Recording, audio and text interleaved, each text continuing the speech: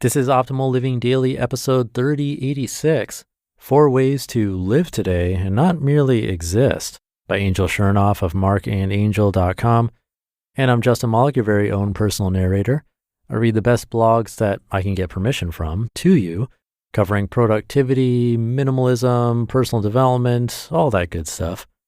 And with that, let's get right to another post and start optimizing your life. 4 Ways to Live Today and Not Merely Exist, by Angel Chernoff of marcandangel.com. Throughout your life, there will be times when the world gets real quiet and the only thing left is the beat of your own heart. So you'd better learn the sound of it, otherwise you'll never understand what it's telling you. The wisest and happiest among us are those who are respectful of their time and who use it productively to grow as they age. Sadly, though, far too many of us age much faster than we grow. We spend so much of our lives going through the external motions of what society tells us maturity is, getting married, buying a house, working our way up the corporate ladder, etc., that we fail to concentrate on our own inner growth and goals. We never allocate enough time just for us. Part of the problem is that we're always waiting for some condition to resolve itself at some point in the future. We believe that the right time to take the next step with our own personal development is somehow going to magically happen tomorrow, next week, next month, next year, and so on. But one day we wake up and realize we're no closer than we were long ago. We find ourselves asking, how did it get so late and why haven't I moved? In other words, we've aged, but we never grew to our true potential. We never fulfilled ourselves. Let this be your wake-up call. Right now is life. Indulge in it. Make it count, because it's happening. Number 1, invest the present in what matters most to you. You are the customer of a bank called time. Every morning it credits you with 86,400 seconds.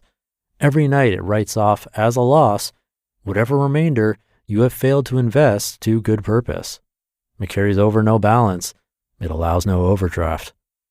Each day, it opens a new account for you with the same deposit of 86,400 seconds. Each night, it burns the remains of the day. If you fail to use the day's deposits, the loss is yours. There's no going back. There's no drawing against the tomorrow. You must live in the present on today's deposits only. Invest it so as to get from it the utmost in health, happiness, and success. You're making withdrawals right this second. The only question is, are you making them count? Number 2, focus on writing your own life story your way. Remember that every moment counts. Every second matters. Honestly, whatever is given is a gift. So don't be so satisfied with the success stories of others and how things have gone for them that you forget to write your own. Unfold your own tale and bring it to life. You have everything you need to become what you're capable of becoming. Incredible change happens when you decide to take control. This means consuming less and creating more. It means refusing to let others do your thinking, talking, and deciding for you. It means learning to respect and use your own ideas and instincts to write your passage. If you want your life story to soar to new heights, you've got to clear a path, reduce the time sinks and burdens weighing you down, and pick up the things that give you wings. Keep your best wishes and your biggest goals close to your heart and dedicate time to them every day.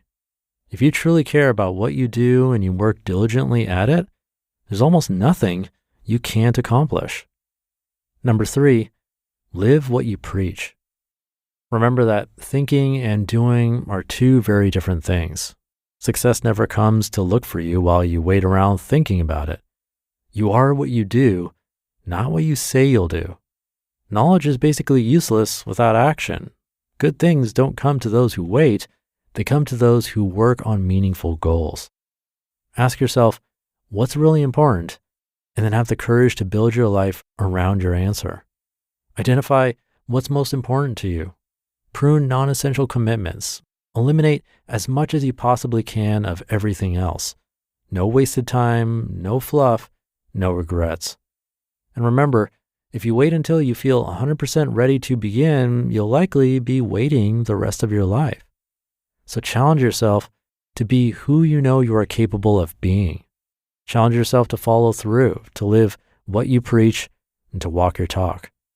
Don't worry about how slowly you feel you're heading towards your goals, or how many roadblocks you find, or how many detours you're forced to take. As long as you keep doing your thing, you're still cruising far ahead of everyone who's too scared to even try. And number 4, step boldly into the unknown. And don't buy into the myth of the perfect moment either. Moments aren't perfect, they're what you make of them. So many people wait around for the stars to align to do what they're here to do. The perfect moment, the perfect opportunity, the perfect state of being, etc. Wake up. These states of perfection are myths. They don't exist. Your ability to grow to your highest potential is directly related to your willingness to act in the face of imperfection. You will come to succeed not by finding a perfect moment, but by learning to see and use life's imperfections perfectly. So ask yourself this: when it's all said and done, will I have said more than I've done? Let your answer be no. May your actions speak louder than your words. May your life preach louder than your lips. May your success be your noise in the end. And if life only teaches you one thing, let it be that taking a passionate leap is always worth it. Even if you have no idea where you're going to land yet, be brave enough to step up to the edge of the unknown and listen to your heart every now and then. You're worth it. You just listened to the post titled 4 Ways to Live Today and Not Merely Exist by Angel Chernoff of marcandangel.com, and I'll be right back with my commentary. One of the best things you can do for your kids is to teach them how to manage money, and this should be started when they're little. And that's why I'm so excited to tell you about the sponsor of today's episode, GoHenry by Acorns, the smart debit card and learning app for kids 6 to 18. GoHenry helps kids learn about all things money, earning, spending, saving, budgeting, and so much more. You can even track their chores and pay their allowance right in the GoHenry app. And with their GoHenry debit card, they can put their skills to use in the real world. Plus, parents can set spend limits and get real-time notifications whenever their kids use their cards. I seriously wish I had this as a kid. I had to learn about money the hard way as an adult. If my parents had set me up with GoHenry as a kid, learning to adult would have been so much easier. Set your kids up for success and get started today at gohenry.com/old. Terms and conditions apply. Renews from $4.99 per month unless canceled. Thank you to Angel. The idea of us being a customer of the Bank of Time reminded me of one of my favorite books. It's called Your Money or Your Life, written by Vicki Robin and Joe Dominguez.